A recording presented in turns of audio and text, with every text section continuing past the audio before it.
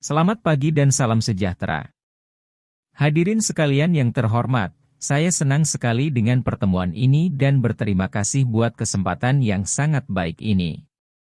Perkenankan, saya Timotius Murid, Ketua Majelis Rakyat Papua, MRP. Majelis Rakyat Papua adalah lembaga representasi kultural orang asli Papua, yang diamanatkan oleh Undang-Undang Nomor 21 Tahun 2001 tentang Otonomi Khusus bagi Provinsi Papua, yang memiliki fokus utama untuk menyelamatkan orang asli Papua dan tanahnya. Dalam kesempatan ini, perkenankan saya menyampaikan dua pendapat kami tentang situasi hak asasi manusia dan pembangunan di Papua.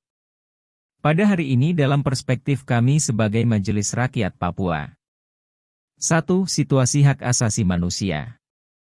59 tahun lalu, 1 Mei 1963, Indonesia mengambil alih Papua dari PBB. Sebelum itu, orang Papua berharap dapat hidup dengan bermartabat. Tapi sejak tanggal itu, kehidupan orang Papua telah ditandai oleh kekerasan dan pelanggaran HAM, marginalisasi dan diskriminasi. Akibatnya, orang Papua sangat kecewa dengan pemerintah Indonesia dan secara terus-menerus menyuarakan ketidaksetujuan mereka. Namun, pemerintah sering menggunakan penggunaan kekuatan berlebihan untuk membungkam protes-protes yang dibuat oleh orang Papua. Kejatuhan Presiden Soeharto membuahkan otonomi khusus untuk Papua. Dalam 20 tahun implementasi otonomi khusus Papua, penduduk Papua masih banyak yang hidup dalam ketakutan dan teror yang konstan. Hampir ratusan orang telah ditangkap, diinterogasi, diteror, disiksa, dan dibunuh oleh aparat keamanan negara di beberapa daerah di tanah Papua. Akhir-akhir ini kita mengetahui bersama situasi kemanusiaan dan pelanggaran HAM begitu meningkat khususnya di Kabupaten Intan Jaya, Kabupaten Puncak, Kabupaten Pegunungan Bintang dan Kabupaten Enduga. Pengungsian internal warga.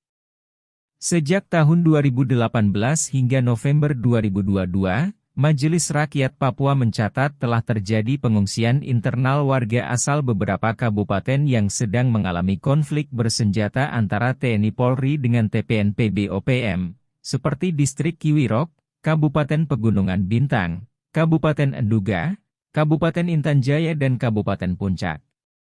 Sangat terlihat jelas di sini bahwa budaya impunitas terpelihara dengan baik di tanah Papua. Situasi kekerasan hak asasi manusia terus terjadi. Terakhir beberapa bulan lalu terjadi mutilasi atau pembunuhan terhadap 4 warga sipil oleh aparat keamanan Indonesia di Kabupaten Mimika, Papua. Hal ini tidak memperlihatkan itikat baik oleh negara Indonesia dalam merespon pernyataan dari Kantor Komisioner HAM PBB tahun 2018-2019, yang mendesak pemerintah Indonesia untuk menghentikan penyiksaan dan hukuman mati, untuk menyelidiki semua kejahatan yang dilakukan dan untuk memastikan akses bagi orang Papua terhadap hak atas pendidikan, kesehatan dan makanan memperoleh gizi bagi orang Papua. 2. Otonomi khusus dan pemekaran di Papua. Dalam tahun-tahun terakhir, ada 2 masalah serius terkait kegagalan penerapan otonomi khusus bagi Papua. Pertama, permasalahan yang terkait Undang-Undang Nomor 2 Tahun 2021 tentang perubahan kedua Undang-Undang Nomor 21 Tahun 2001 tentang otonomi khusus bagi Provinsi Papua.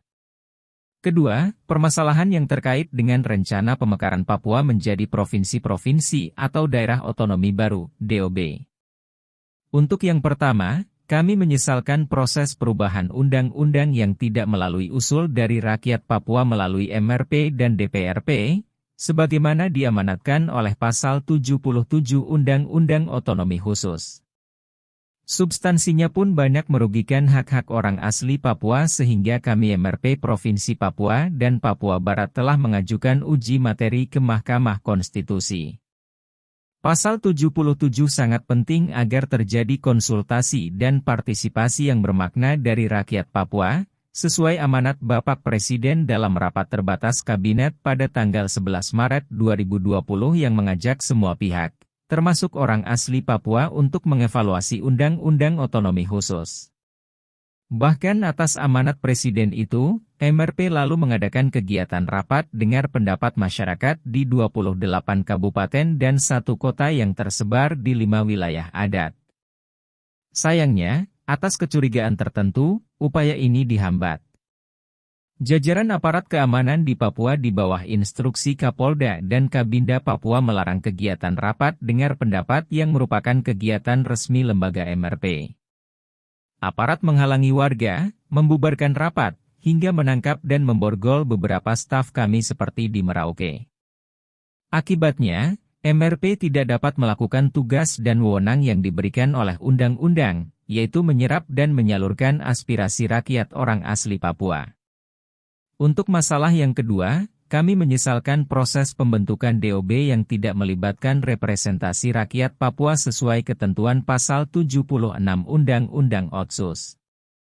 Sebelum perubahan kedua, pasal ini berbunyi, pemekaran Papua menjadi provinsi-provinsi dilakukan atas persetujuan MRP dan DPRP, ini artinya tanpa persetujuan dari MRP dan DPRP, tidak boleh ada provinsi baru di Papua.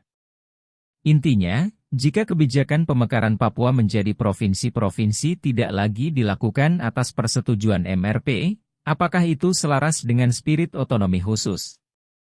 Pemerintah tentu dapat melakukan pemekaran provinsi, tetapi itu untuk wilayah-wilayah yang bukan berstatus otonomi khusus, melainkan otonomi daerah. Dengan memperhatikan berbagai situasi objektif itulah, maka kami mengajak siapapun terutama kita semua yang ada di sini untuk menolong kami mendorong kondisi yang kondusif di tanah Papua.